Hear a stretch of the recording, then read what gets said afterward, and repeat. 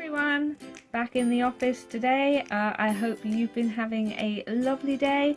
I went on a walk earlier and oh my god, there were so many seagulls on the beach, just in the water and stuff, enjoying life, doing what seagulls do. For once not stealing our chips or trying to take them from babies or doing anything else that seagulls also do. They were actually just out on the beach being birds. Wonderful. I liked it quite a lot. So today I have decided that I'm actually going to live up to one of the things I said. We're 15 days into this, more than halfway. I told you guys that I was going to talk about various different topics, and up until this point I've been jet setting all over London or writing up PhD stuff and generally avoiding the big topics. So I thought we'd start today, and I was going to start with polycystic ovary syndrome and why it is good for someone with PCOS to try and avoid sugar. So why am I talking about this? From what people might think when they look at me, it's not a topic that would necessarily be up my avenue, but the thing is, I actually have polycystic ovary syndrome. I was diagnosed very early, probably about 13, 14, something like that, maybe even slightly younger. My period stopped, went to the doctors eventually and got told at a very young age I had polycystic ovary syndrome. I was going to be more prone to diabetes, which is one of the things that you have to worry about when you have polycystic ovary syndrome.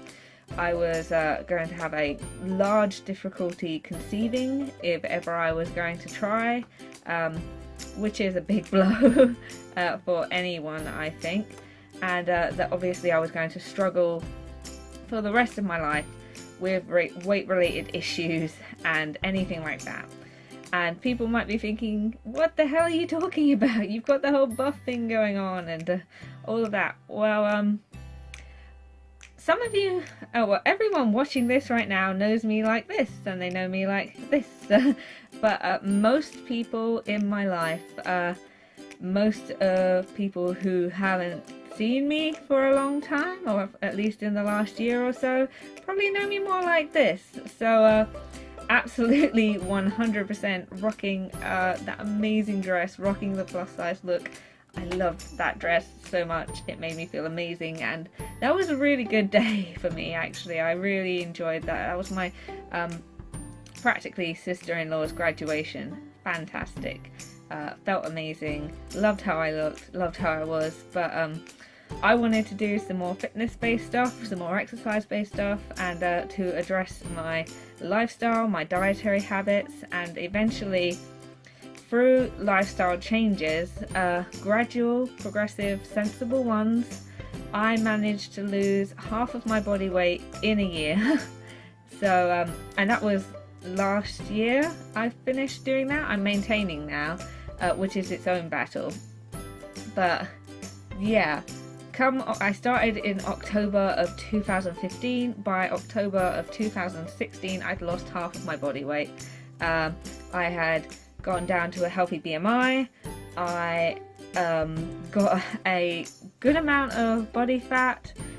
My breathing, because I had asthma when I was younger, my breathing had improved. It's still not at peak cardio levels, but it's very good, and my hydration's good, and I treated myself to a sports health check as a sort of yay you come the end of it all, and I was really happy with all the scores, as was the person who took them. So yeah, but because of that, I have for most of my life struggled quite a lot with polycystic ovary syndrome. So I feel very attached to the condition. It never goes away. You have it for your entire life. I still have polycystic ovary syndrome, and I always will have, and it is something that needs to be constantly managed. So what is polycystic ovary syndrome? Polycystic ovary syndrome is a very common condition. It affects about 1 in 5 women. A lot of women won't necessarily know they have it until it becomes a problem, and usually, or for a lot of women, it doesn't tend to manifest as a huge problem unless they are within a certain BMI range. I don't like body mass index generally, but it is a useful average indicator, so we're going to go with it. Basically, weight management is very important for polycystic ovary syndrome, but the symptoms of polycystic ovary syndrome, there are three main symptoms. So one is irregular periods. Your ovaries don't regularly release eggs, they don't regularly go through ovulation, so you may find that your periods are slowed, or that you don't have a period at all, or that they come at random crazy times. And that's one of the key symptoms of polycystic ovary syndrome. It was one of the red flags for me. Another one is excess androgen, so often known as the male hormone, which isn't a great thing to be told when you're a teenage girl. You've got too much of the male hormone. I'm just like, oh, isn't that lovely? All of those societal expectations, the gender norms, the stigma just crashing down on you with everything else. You're potentially infertile, and also you've got too much dude juice inside of you. Yeah, you can imagine how that went down for me when I was really young. So this can actually cause excess facial hair, acne. It can also cause baldness in some people. It's quite a distressing thing for some people. And of course, polycystic ovaries. That's another one of the main symptoms. Essentially what happens is your ovaries become enlarged and contain fluid-filled sacs, which are follicles. So it's called polycystic ovary syndrome, but you don't actually have cysts, you have follicles, which is just a fun fact. But I guess polyfollicle ovary syndrome is a little bit of a mouthful. Polyfollic ovary syndrome. Try and say that 3 times fast.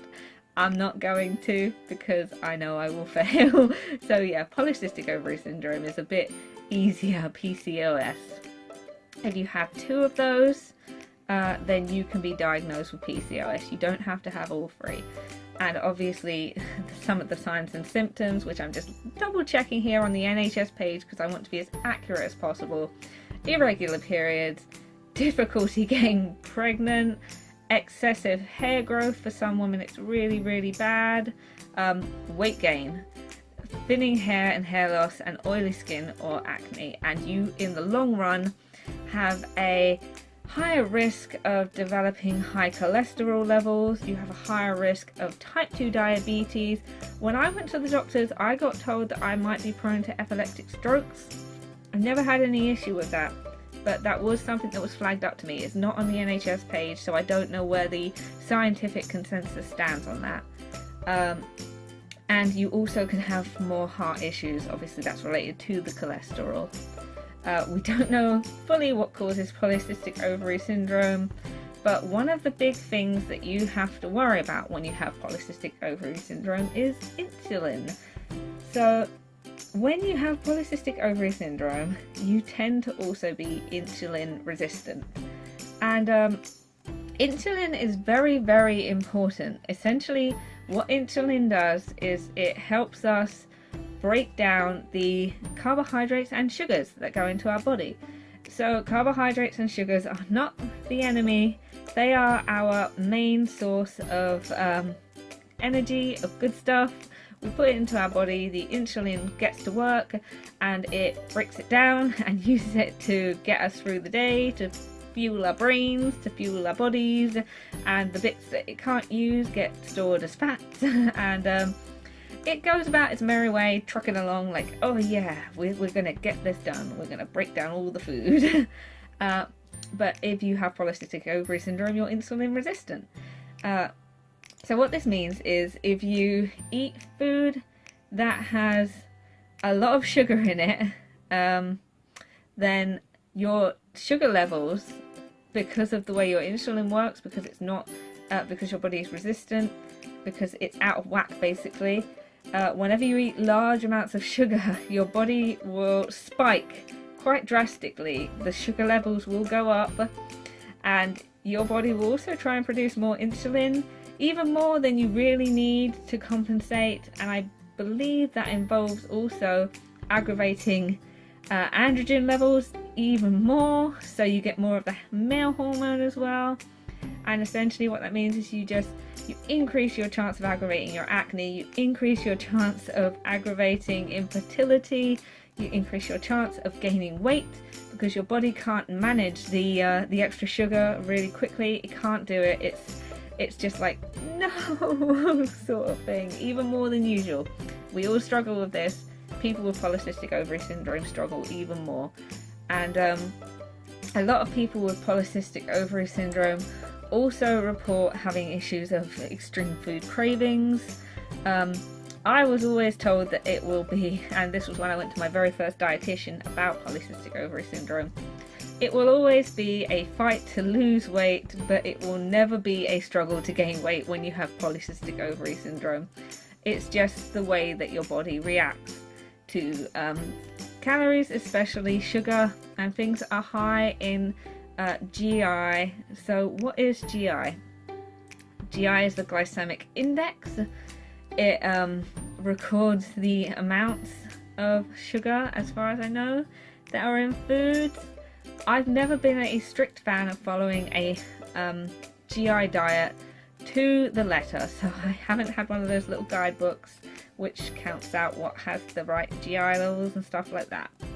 But I do know that it is very useful to follow some of the fundamental rules of the glycemic index diet when you have polycystic ovary syndrome, and that means sticking to low GI foods. So what does that mean?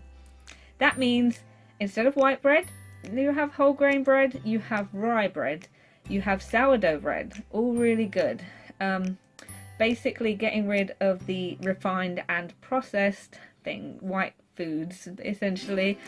Pasta, you try and avoid the white type. You go for buckwheat pasta, you go for whole brown pasta, you go for maybe a pasta alternative. If you really don't feel like you need the carbs for that meal, you might have boodles or courgette. Just please have some carbs with your dinner. If you're going to do that, maybe make some sourdough garlic bread or something to go with it. That sounds good. Rice, no white rice. Basmati rice is fine. Quinoa is amazing. Couscous is good to some degree. I think it's middle of the glycemic index. Anything like that. Brown rice, all fantastic. Anything grain based that isn't white and refined, essentially. And avoid pastries, avoid refined meats, highly processed meats, avoid pies, avoid anything like that, and of course avoid free sugars, because all of those are going to spike your insulin levels, spike everything inside of you, and eventually make you feel bad. In the long run, it doesn't help. So as long as you try and be sensible with this, as long as you try and avoid the really dangerous foods, try and stick vaguely low GI, eat sensibly, and I found this really nice resource. I'll see if I can pull it up. The simple principles of a low GI diet, getting rid of all of the finer details. Whole and unrefined foods, plus a relatively even balance between carbohydrates, healthy fats and proteins. And that really is the fundamentals of most diets. And I think I'm going to leave it there for now. We can go into more detail if you want. I can do a part 2, but I can only upload for 15 minutes. So very, very quickly, I'm going to say, because we're 14 minutes in, I love you all. I hope you found this interesting. And I will see you tomorrow. Take care. Have a wonderful day. Let me know how the challenge goes and what you thought of this video. Bye. Mwah.